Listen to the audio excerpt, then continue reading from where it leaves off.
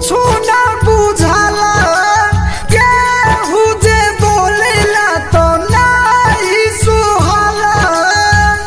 जहिया से ले लू अपन मुहावा मुड़ी प्यार में पागल आईनी भईनी बेबस गोरी कटल बानी हथवा के नास गोरी हो प्यार में पागल आईनी भईनी बेबस गोरी कटल बानी हथवा के नास गोरी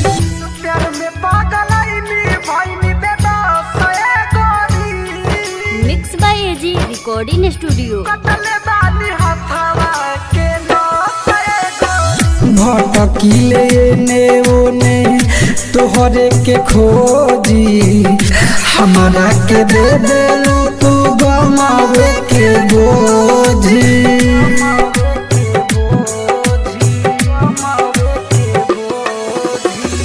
भटकिले ने ओने तोहरे के खोजी हमारा के दे देलू तू गमावे के बोझी तनिको न थाहे लागे गइलू कवना ओरी प्यार में पागल आईनी भईनी बेबस गोरी कटल बानी हथवा के नास गोरी हो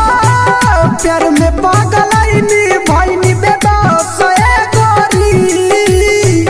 कटल बानी हथवा के नास गोरी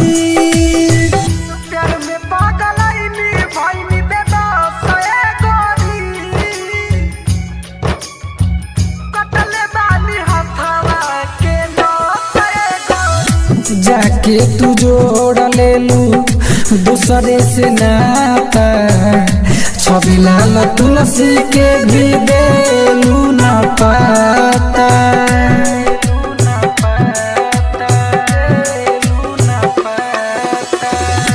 जाके तू जोड़ लेलू दूसरे से नाता छवि लाल तुलसी के भी देलू ना पाता तू लेलू सोनो जसे नैया के डोरी प्यार में पागल आईनी भईनी बेबस गोरी